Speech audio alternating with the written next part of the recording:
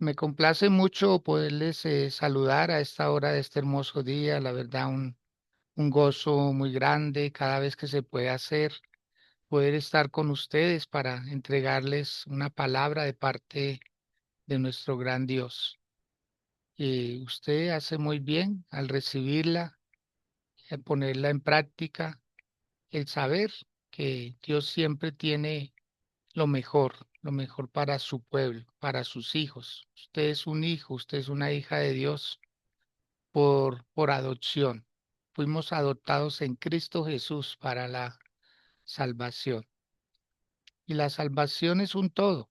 La salvación no es solamente esperar a que uno parta de esta vida para llegar a donde Él está, sino la salvación es que le salvan a uno de situaciones. Uno es salvado de una muerte espiritual en primer lugar. Uno es salvado de la pobreza. Uno es salvado de los vicios.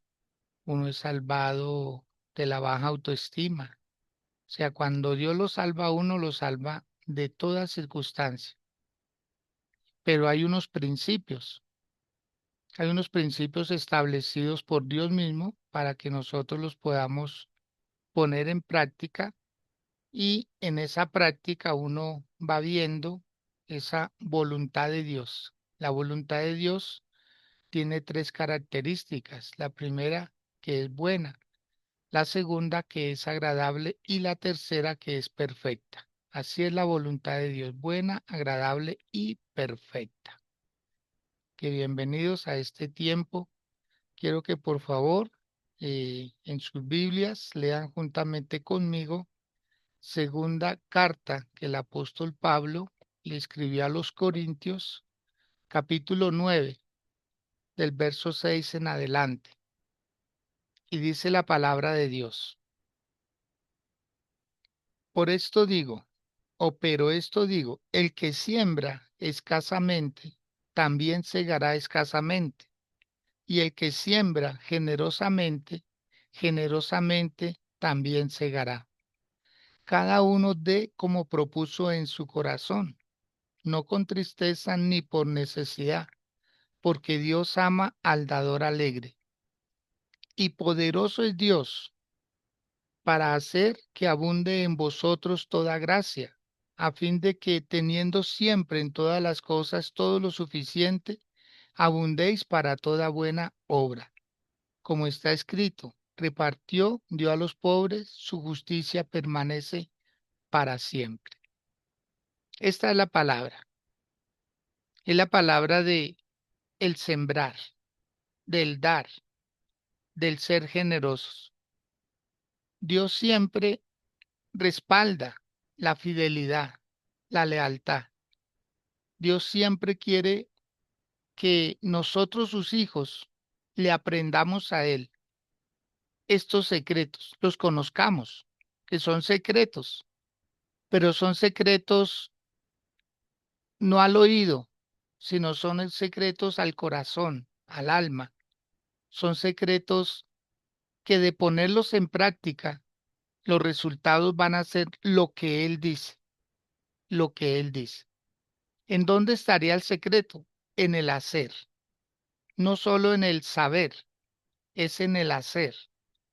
Todos tenemos un conocimiento y el conocimiento llega hasta donde la práctica prácticamente lo elimina, porque el saber, todos tenemos un grado de saber, pero no todos tenemos el grado de el hacer, que es esa otra etapa en donde muchos que lo han hecho han visto los resultados y los resultados hablan por sí mismos. Los resultados son la cosecha, los resultados son de esa abundancia de la que Dios está hablando. Y antes de ahondar en este tema, quiero que por favor hagamos un tiempo de oración donde podamos decirle a Dios, Señor, quiero aprender, de verdad quiero aprender, porque quiero ser práctico, quiero experimentar lo que es verdaderamente la abundancia tuya, la que tú le prometes a la humanidad. Y yo soy parte de esa humanidad. Quiero entrar en esa dimensión de lo que es la generosidad. Quiero aprender a comprobar de que lo que tú dices, tú lo haces. Voy a hacer mi parte también y entonces veré resultados asombrosos. Inclinen su rostro, por favor, quienes puedan hacerlo, si lo que está haciendo no se lo impide, y oramos. Pedimos a Dios esta su bendición. Amado Padre, en el nombre de Jesús, nos dirigimos ante ti, Padre de la Gloria. Agradecidos primeramente contigo, Señor, por un nuevo día de vida, un nuevo día de bienestar, un nuevo día, Señor, donde podemos experimentar el amor tuyo, la bondad tuya, la generosidad, la bendición que tú tienes para cada día, para cada persona, Señor. Y esa persona le rodea una familia, le rodean unos quehaceres, le rodean unas circunstancias, Señor. Te ruego, Padre, que en este día tú nos sigas mirando con ojos de amor, con ojos de misericordia, que tu bondad, Señor, sea grande, sea gloriosa, sea poderosa, que cada uno la podamos recibir, Señor del cielo, porque tú, Padre, eres un Dios fiel, eres un Dios leal, eres un Dios que practica la justicia, un Dios que no tiene acepción de personas, un Dios que siempre estás pendiente de tus hijos, de tus criaturas, Señor, porque tú nos creaste con un propósito, Señor, y todo propósito tuyo se cumple, Padre. Mil gracias por habernos escogido, por habernos seleccionado, por haber tenido a bien, Padre, tomar nuestra vida para ti, escribir nuestros nombres en tu libro sagrado, en tu libro santo, el libro de la vida, Señor. Gracias por tener registradas todas las cosas, Señor, de lo que ha sido nuestro prontuario, Señor del cielo.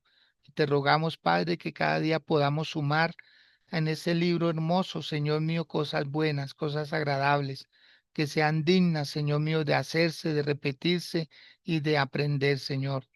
Mil gracias, Padre, por este tiempo, por estas ondas, por estos medios que tú nos permites reunirnos como uno solo, Señor.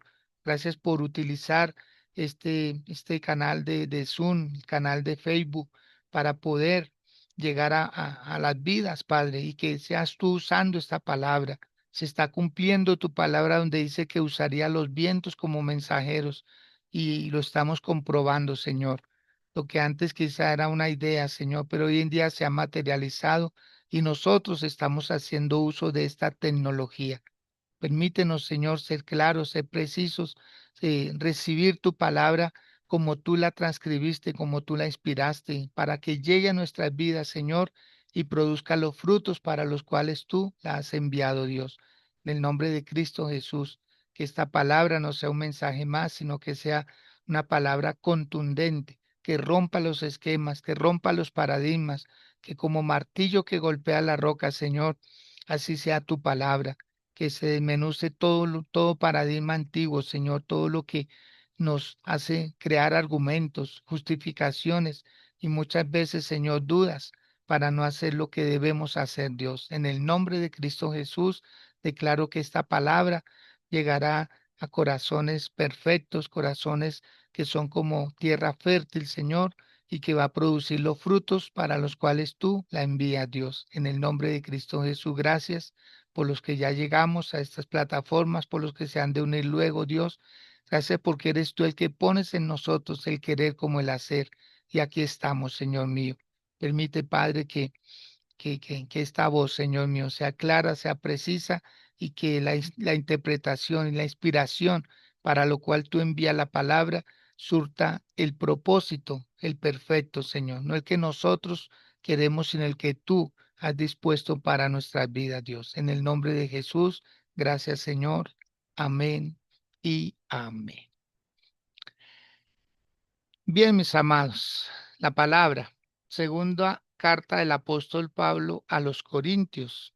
O sea, la iglesia era de Corinto y así se le llama, Corintios, capítulo 9 del verso 6 en adelante. En el versículo 6 encontramos algo bien particular. Dice, pero esto digo, el que siembra escasamente, también segará escasamente. Pero el que siembra generosamente, generosamente también segará. O sea que no depende de Dios, depende de una ley que ya dejó escrita el Señor, ¿sí? Porque la siembra la hace uno, la siembra la hace uno. Lo que Dios dice es que el que siembra poco, recoge poco, pero el que siembra mucho, recoge mucho. Así es que la Biblia está llena de razones para poder dar. En el Antiguo Testamento se establecía que para cada aspecto fundamental de la vida, sea el nacimiento, la adolescencia, el matrimonio, la sanidad, había que presentarle una ofrenda a Dios.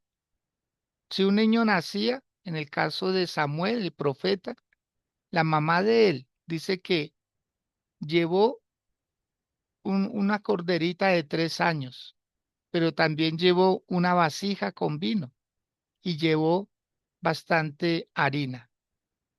¿Qué significaba la corderita? Que como era un animal, había que sacrificarlo, entonces eso establecía un pacto. Pero ¿qué significaba el vino? Que a ese niño no le iba a faltar la alegría.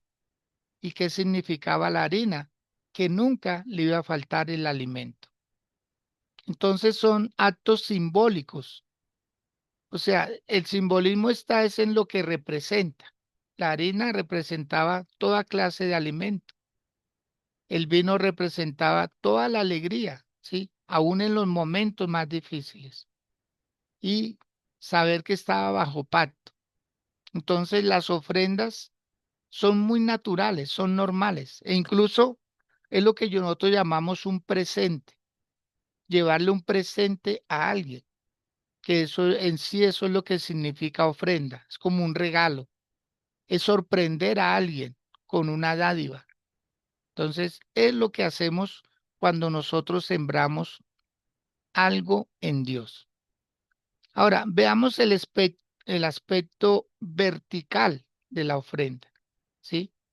No horizontal, sino vertical, que va directamente hacia Dios.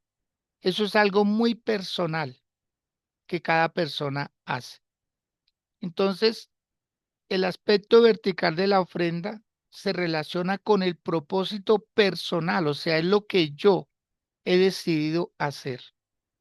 Es el acto o es el lado más íntimo de cualquier creyente en Dios, quien termina dando como una respuesta a la fe que tiene ese creyente en Dios y en la ofrenda que le da a Dios.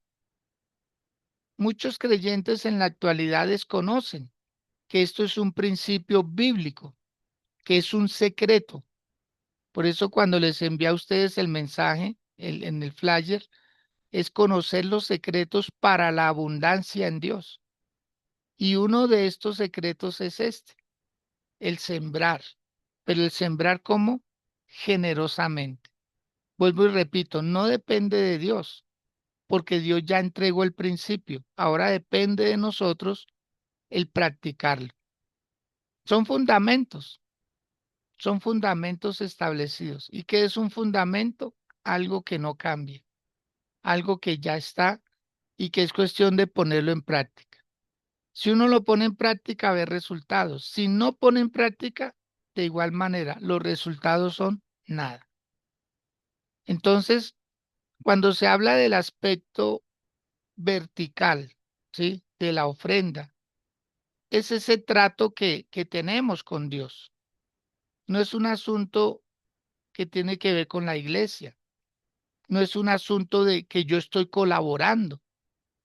Se trata de un asunto que activa una legalidad a través de una cosecha. O sea, Dios nunca ha querido que su pueblo esté escaso. Dios nunca ha querido que su pueblo pase vergüenzas, ¿sí? que le cueste tener las cosas. No, Dios siempre ha querido que su iglesia sea prosperada. En el versículo número 8, ¿m? Dice que Dios es poderoso para hacer que abunde en vosotros toda gracia. ¿Sí? Dice el verso 8 textualmente, y poderoso es Dios para hacer que abunde en vosotros toda gracia, a fin de que teniendo siempre todo lo necesario abundéis. ¿Mm? Entonces, ahí está el principio. El apóstol Pablo se refiere a que la abundancia prácticamente es la respuesta a la promesa que Dios da. ¿Y para quién es la promesa? No es para todos, aunque sí es para todos. Es para los que la practican. ¿Y practicar qué? El dar generosamente. No es cuestión de la iglesia, no es cuestión de una solidaridad, no es como el que le regala algo a alguien, no. Debe salir del corazón, debe salir del corazón. Así es que el aspecto vertical de la ofrenda es para los que activan el poder de la gracia, esa gracia abundante que se obtiene mediante esa ofrenda. ¿Mm? Por eso los versículos 6 y 7 señalan quiénes son los acreedores, prácticamente del verso 8. La práctica estaría en el verso 6 y 7, pero el resultado estaría en el verso 8. Dice, y poderoso es Dios para hacer que abunde en vosotros toda gracia, a fin de que teniendo siempre todas las cosas, todo lo suficiente, abundéis para toda buena obra.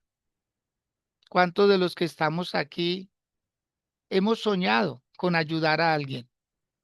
¿Cuántos de los que estamos aquí siempre hemos anhelado en el corazón y decimos, si yo tuviera, ¿cierto? Si yo tuviera. Y a veces nos contentamos con ese si yo tuviera, pero Dios quiere que nosotros tengamos, porque Él conoce el corazón. A veces no recibimos porque no sembramos por un lado, pero a veces no recibimos porque nosotros cambiamos la idea en el camino. Y es lo que menos se quiere que pase, que uno termine haciendo otra cosa con lo que Dios le dio a uno. Entonces, cuando la frase del versículo 8 dice, para hacer que abunde en vosotros toda gracia, va seguido de 4 palabras. Vamos a analizarlas. La primera, teniendo, ¿sí? Teniendo siempre, dice ahí, teniendo siempre en todas las cosas todo lo suficiente. ¿Mm? ¿Le gustaría eso? Que nada lo, digamos, lo oprima, que nada lo saque del contexto, que nada lo haga sentir menos, sino que dice, no, tengo. Entonces, ¿qué significa tener? Anoten esto. Tener en las manos algo propio. Eso significa tener. No es lo que es de otros, no, es lo que es mío. En pocas palabras, es poseer, que usted es dueño de ese recurso y usted lo puede destinar para lo que usted quiera, porque es suyo, ¿sí? Es suyo. Entonces la ofrenda trae respuesta de herencia. Entonces podemos decir que hay muchas personas que tienen muchas cosas, pero no son dueños, son administradores. Un administrador es alguien que administra lo de otro, pero cuando uno es dueño, ¿sí? Entonces puede darle el uso que se quiera a esa propiedad. ¿Cuántas personas viven en casas, pero no son de ellos? ¿Por qué? Porque están hipotecadas. O sea, entre comillas son de ellos, pero se la deben al banco por una deuda. ¿Cuántos viajan en un carro que pasa igual? O sea, está prácticamente embargado. O sea, lo están buscando para quitárselo. Entonces, cuando uno compra cosas a crédito, Mientras que uno las esté pagando, no son de uno, que uno le puede dar un uso, pero a cualquier momento, si uno se descuida en pagar esa propiedad o ese crédito, está corriendo el riesgo de perderlo. Entonces, vamos a ver qué significa ahora el siempre. Siempre significa en toda circunstancia. Así es que la respuesta que Dios le da a la ofrenda es que Dios le llevará a un nivel de tener siempre, ¿sí? Algo que es suyo y no es una abundancia por un día y crisis para años. No, es tener siempre. ¿A cuánto les gusta eso? Tener, pero tener siempre. No solamente cuando llegue un recurso de pronto de un sueldo. ¿Cuánto dura la alegría de un sueldo? ¿Mm? ¿Cuánto dura la alegría de un sueldo, Giovanni Chalá? ¿Cuánto dura la alegría? ¿Ah? Cuéntenos, por favor. Dura lo que dure la transferencia del banco a la cuenta de uno. Suele pasar, ¿no? Sí, por ahí decían que era el sueldo cebolla porque lo recibe uno y se pone a llorar. No, Oiga, imagínese. no, no, pero sea poquito, sea mucho, igual, dale gracias a Dios que, pues que muchos, pues con el trajito que tenemos, pues recibimos algo. Debemos Sí, es saber administrarlo de una buena manera. exacto. Entonces, cuando Dios habla de esos aspectos del tener, es muy importante. Aquí estamos desglosando el texto, ¿sí? Para que ese tener sea siempre, sea constante. No, no, no como muchas veces cuando hay, se come bien y ya después arras, ¿sí? Hay cositas que afectan y como pueblo de Dios vamos a activar esas bendiciones. Son para nosotros, son para los que las creemos, son para los que decimos, Señor, en el nombre de Jesús, me niego, me niego a ser una persona endeudada, me niego a ser una persona que ande en crisis. Me niego a ser una persona que siempre tenga que estar sacando prestado para cubrir necesidades básicas, como hacer un mercado, como pagar un recibo, como desplazarme en transporte para ir al trabajo, en fin, o pagar un colegio de niños, una pensión, pagar un recibo de agua, de luz, de celular, qué sé yo. O sea, aquí está el secreto. Y Dios dice que todo el que siembra generosamente va a cosechar generosamente, ¿sí? Entonces ahí parten el tener cuando, siempre. Luego dice todas las cosas. Significa tener lo indicado, tener lo que se necesita.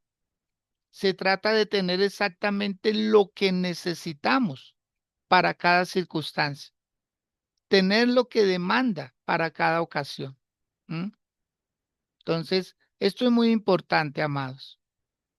Y en cuarto lugar, todo lo suficiente, todo lo suficiente. Estamos desglosando el verso 8.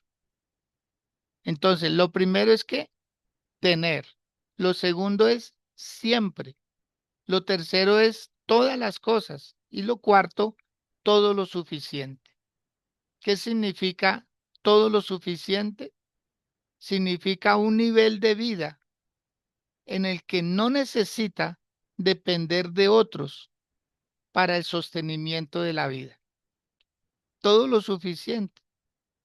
Es que la alacena esté bien, es que el closet donde tiene su ropa esté bien, eh, el calzado esté bien, la comida esté bien, lo que hay que cubrir a diario, esos gastos fijos que tenemos todas las familias esté bien, ¿sí? A eso se refiere, todo lo suficiente, ¿sí? No que estén vasijas vacías, sino que estén llenas.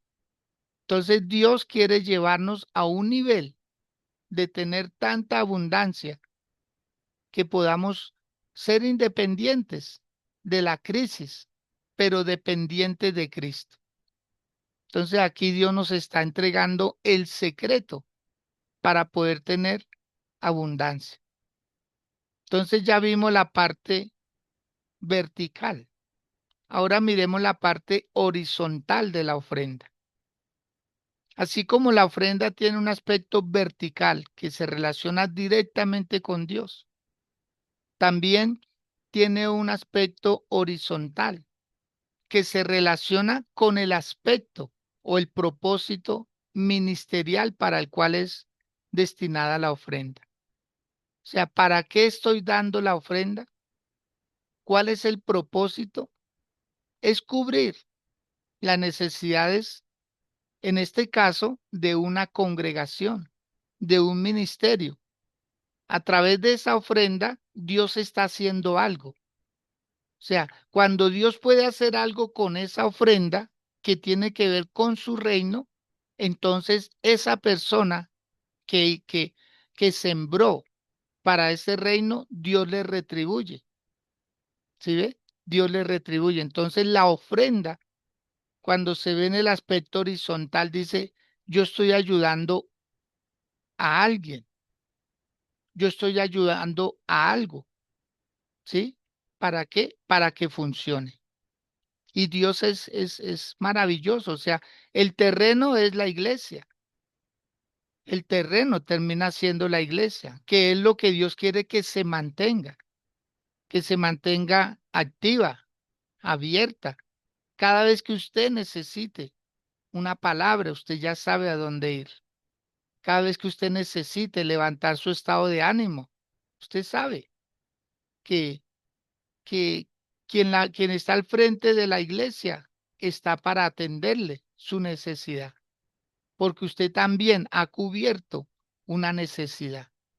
Entonces nos debemos el uno al otro y es lo que Dios quiere. Por eso el versículo 8 vuelve y resalta al Señor diciendo, para que abundéis para toda buena obra, para que abundéis en toda buena obra.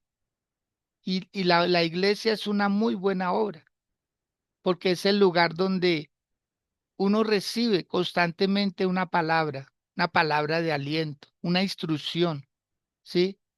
Un orden en la vida. ¿Usted se imagina donde no hubieran iglesias? ¿Usted se imagina cómo sería el caos social que habría? Sería impresionante. Dicen que las señales de tránsito nacieron a causa de los accidentes, a causa de los problemas que había en el diario vivir de las personas, porque cada día somos más personas y todos necesitamos desplazarnos. Entonces, si no hay semáforos, por ejemplo, en una ciudad, es un caos, ¿sí? Si no hay señales de tránsito que le guíen a uno a la derecha, a la izquierda, en fin, entonces no se podría, la convivencia sería difícil, como una casa. Una casa no es un salón, no, hay cuartos, hay dormitorios, hay una cocina, hay un patio, hay una sala, hay baños. O sea, usted se imagina donde fuera solo como un local donde no hay divisiones, ¿no? Porque cada quien necesita su privacidad. Entonces, así pasa también con la ofrenda. La ofrenda cubre necesidades para lugares específicos. Quiero que leamos, por favor, Efesios capítulo 2. Giovanni Chalás, si es tan amable, le da lectura a ese pasaje. Efesios capítulo 2, versículo 10. Efesios 2:10. Es muy importante esta palabra y usted lo va a poder comprobar. Y si usted comprende esta palabra, wow, se le van a activar muchas bendiciones, pero muchas son muchas. ¿Qué dice Giovanni Efesios 2:10? Permítame un segundo, mi apóstol. Bueno,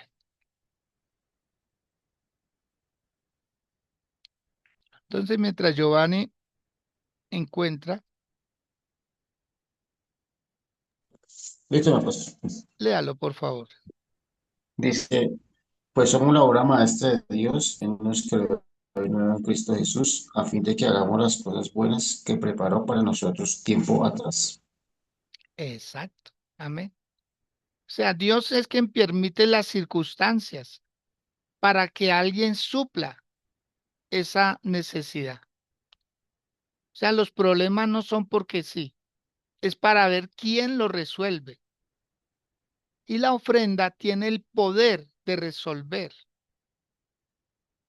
Cuando todos participamos de una comunidad y todos decimos, wow, es el lugar donde yo recibo una palabra, donde se me instruye, es como una casa, es como una casa, es muy similar a una familia. Que los padres, cuando sus hijos son pequeños, los capacitan, los educan, los envían a planteles educativos para que reciban instrucciones, conocimiento. Pero la educación se da en la casa. Entonces los hijos van viendo. Cuando usted va a hacer mercado con sus hijos, usted les está enseñando. Cuando usted paga esos recibos para que haya luz, para que haya agua, para que haya internet, para que haya señal de televisión, etcétera. Todo eso sus hijos van aprendiendo. Y llega el momento donde ellos empiezan a tener vida laboral, cuando ellos ya de pronto terminan una carrera universitaria o cuando ya sienten que es hora de empezar a trabajar y ellos reciben recursos. Cuando usted les enseña a hacer aportes, porque ya pueden ayudar. Entonces, esa es como una ofrenda. Cuando su hijo da una parte para que haya mercado. ¿El mercado es para él solo? No, el mercado es para todos los que están dentro de la casa. Cuando usted como papá o mamá le dice, hijo, ayúdame a pagar el recibo de la luz. Tal vez usted tenga lo suficiente para pagarlo, pero cuando usted le dice a ese hijo que ayude, lo está entrenando, porque llegará el momento en que este joven tome una responsabilidad mayor y tenga que enfrentarse a un hogar. Ya no le va a costar trabajo porque él ya va entrenado, él ya sabe que las cosas de una casa demandan gastos. Y cuando él ayuda a sus padres, por eso Dios lo bendice. La Biblia dice, el que honra a padre y a madre le va bien y es de larga vida en la tierra. O sea, sí ve que tiene promesa también. La ofrenda tiene promesa, porque dice para que abundéis, para que tengáis lo suficiente. Asimismo, cuando uno colabora, cuando uno siente que ayuda, entonces se activan promesas de bendición. Muchos hijos dicen, es que mi papá nunca me dio nada, ¿sí? Independiente cómo haya sido la vida de ese padre, de esa madre. Si usted los honra, amándolos, respetándolos, ayudándoles, cuando usted quiere bienestar para ellos, el equivalente a la vida que usted quiera que tengan sus papás es la vida que Dios le va a retribuir. Entonces, igual pasa con este tema. Este tema es muy relevante, bastante relevante. A veces uno dice, no, pero es que yo doy y ¿qué me dan a mí? Ahí es donde está la respuesta. El versículo 8 es la respuesta, ¿sí? Porque Dios es poderoso para hacer que tengáis siempre todo lo necesario y abundéis para buenas obras. Y aquí en Efesios 2:10 está mucho más amplia la idea. Dice, porque fuimos creados en Cristo Jesús para buenas obras. O sea, prácticamente lo que estamos haciendo es lo mismo que hizo el Señor Jesús con las personas. sanó a los enfermos, limpió a los leprosos, le dio vista a los ciegos, sanaba a las personas, restauraba a las familias. O sea, todas esas cosas las podemos hacer siempre y cuando nosotros también practiquemos esa generosidad. O sea, nos habilita no solo la abundancia, sino nos habilita los dones, nos habilita la alegría de tener familias. Entonces las personas no se despiertan con el problema en la mente, sino motivados, animados, dicen gloria a Dios, porque llegó un nuevo día en el cual puedo seguir haciendo buenas obras. Nada mejor que eso. En días pasados hablaba con una joven que ella dice, mi pastor, yo siento que soy como la que resuelvo muchos problemas en mi casa, tanto de mis papás como de mis hermanos, mis sobrinos, todo como que depende de mí. Y ella decía, yo me siento cansada, me siento cargada, a veces hasta lloro porque siento que yo soy la que le resuelvo a todo mundo los problemas. Y yo le dije, mi amor, es mejor ayudar a resolver problemas y no ser uno parte de un problema. Si quiere escribir eso, por favor.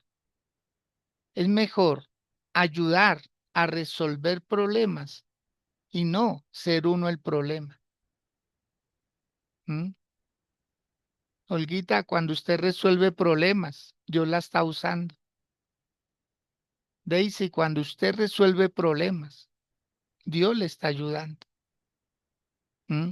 Nidia, cuando usted resuelve problemas a otra persona, le está ayudando. Y Dios es fiel y Dios es justo.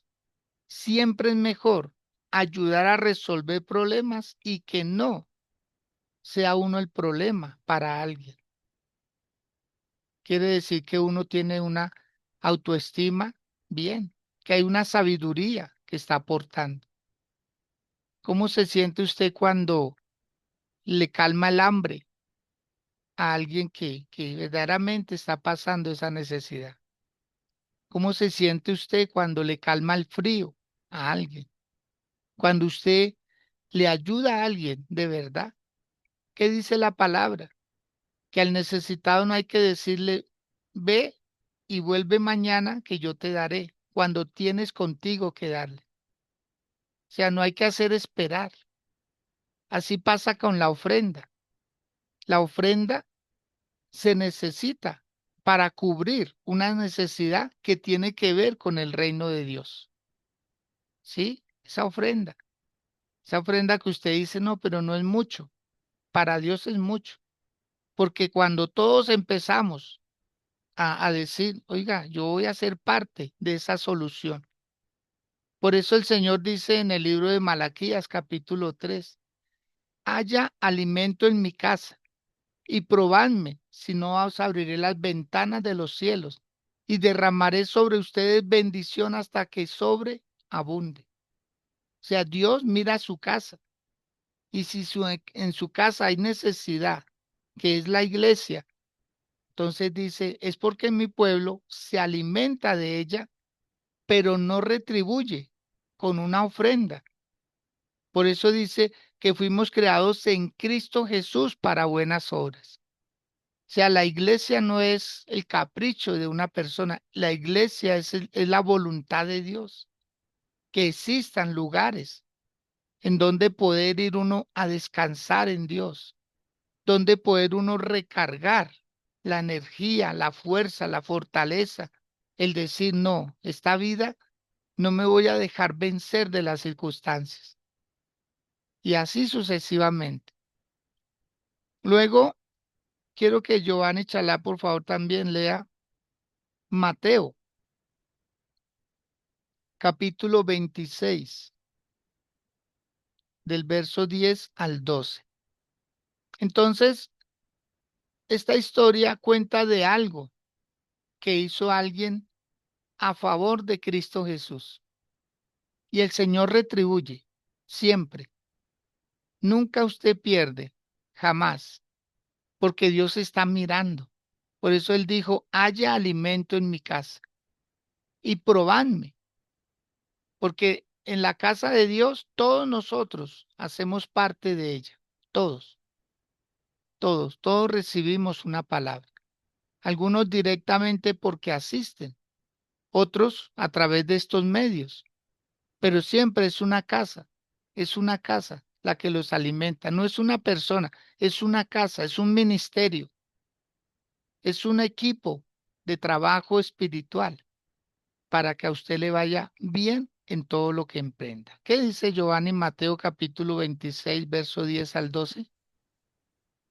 Dice Jesús, consciente de esto, le respondió, ¿por qué critican a esta mujer por hacer algo tan bueno conmigo? Siempre va, habrá pobres entre ustedes, pero a mí no siempre me tendrán.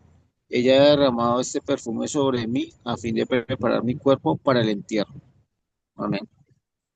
Amén.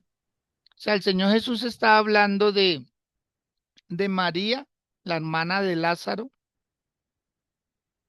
y ella tuvo a bien, fue una iniciativa personal. A ella nadie la obligó, a ella nadie la aconsejó. Ella sintió que debía de depositar un perfume muy costoso en el cuerpo del Señor Jesús.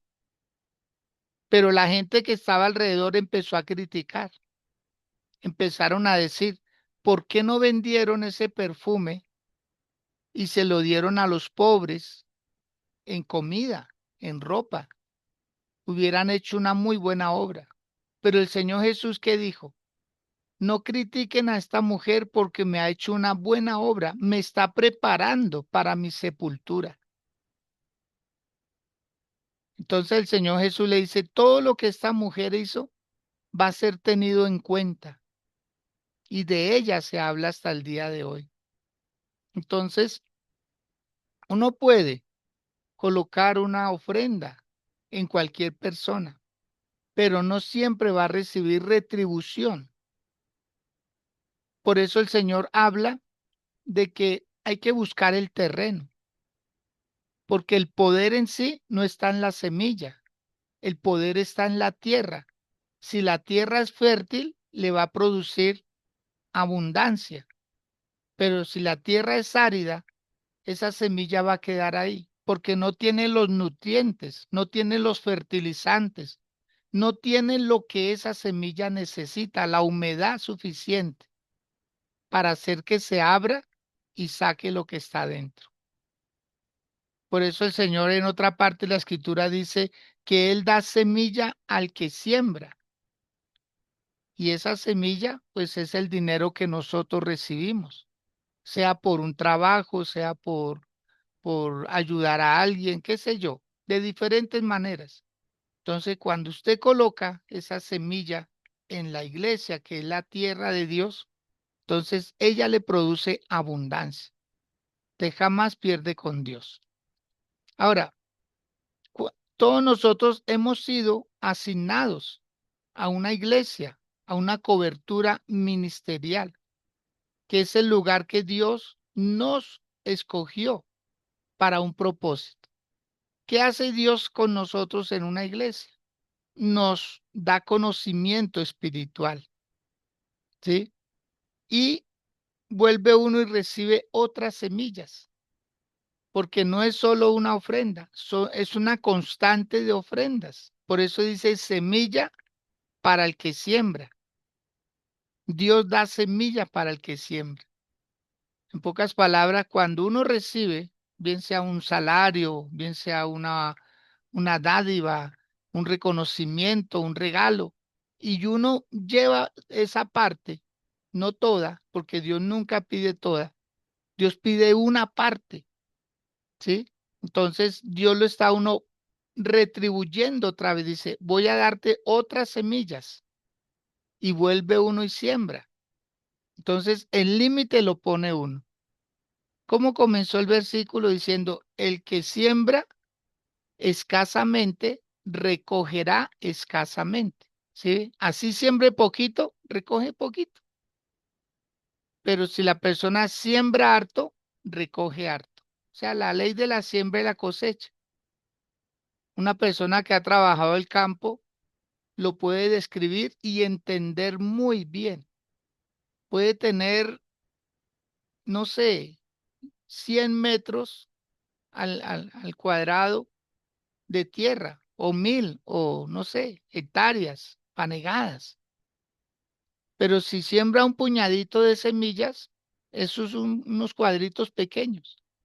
Pero si siembra arrobas, si siembra toneladas de semillas en ese campo, wow, la cosecha va a ser impresionante, a tal grado que va a tener que contratar obreros para la cosecha. Entonces, amados de Dios, no depende de Dios, depende de nosotros, de lo que nosotros seamos también capaces de romper techos, de romper estructuras. Uno llegó hasta un límite y uno ya probó a Dios hasta un límite. Usted se imagina hacer algo exponencial, algo que nunca hemos hecho. Ahí es donde empieza verdaderamente uno a decir, estoy entrando a una dimensión diferente en Dios. Permítanme hacer una oración para usted que va a colocar una ofrenda y va a empezar a comprobar. Usted lo va a comprobar. Cuando usted lo haga, empieza a ver cómo Dios obra. Pareciera que fuera un intercambio. Yo le doy y usted me da. No, es una ley, es un principio. Aunque se dé la sensación de que es así, de que es un intercambio, independiente como uno lo vea, el efecto es el mismo. El efecto es el mismo. ¿Sabe por qué hay personas que no son creyentes y tienen tanta abundancia? Y usted ha dicho, ¿por qué fulano que, que mire para lo que usa el dinero? Para hacerse daño, para drogarse, para alcoholizarse, para prostituirse. Y aún así tiene, porque esa persona ha entendido principios. Y si usted empieza a mirar la vida de esa persona, está haciendo algo que le está produciendo prosperidad, que le está produciendo abundancia. Independiente para qué se use, el principio es lo que genera la abundancia. Es el principio. No es el para qué, sino el cómo lo está haciendo, el por qué la persona lo está haciendo. Por eso el Señor Jesús decía, muchos hijos de este mundo, ¿sí? Son más sagaces, son más audaces, son más intrépidos, son más lanzados. Están pensando, no sé, inclusive en hacer daño con ese dinero, pero lo tienen porque usan principios. ¿Cuánto más nosotros que tenemos un lugar donde depositar, que decir, voy a hacer una muy buena obra, hacer que la casa donde yo me congrego, donde yo recibo palabra, también esté bien? Por favor, incline su rostro una vez más, que Dios le va a bendecir. Dios le va a multiplicar al 1000 por 1 conforme lo que usted ya ha puesto en su corazón. Por eso el Señor dice, cada uno dé como propuso en su corazón, pero que no dé con tristeza, que no dé por necesidad, porque Dios está amando al dador alegre. Padre, gracias, porque es tu palabra y tu palabra llega a cumplir un propósito. Tú sabes en dónde hay escasez, tú sabes en dónde ha habido aún lágrimas por las circunstancias que se viven, Señor, pero en tu nombre, Dios. Sé que no va a ser a partir, no va a ser por una lágrima, sino va a ser por una obediencia de esta tu palabra. Señor, gracias por las semillas que tú nos das para sembrar. Gracias por cada semilla que hoy va a ser sembrada en este terreno que tú llamas la iglesia. La iglesia, esa institución, Señor, que tú colocaste para edificación, para crecimiento. También, Señor, para que se nos exhorte con amor a hacer las cosas bien y hacer las cosas agradables, como tú las haces con nosotros, Dios. Padre, gracias por bendecir al dador alegre. Gracias por poner en el corazón ese dar, Señor, porque ya en tu corazón está el entregar abundancia a tu pueblo. En el nombre de Jesús, gracias. Amén y amén.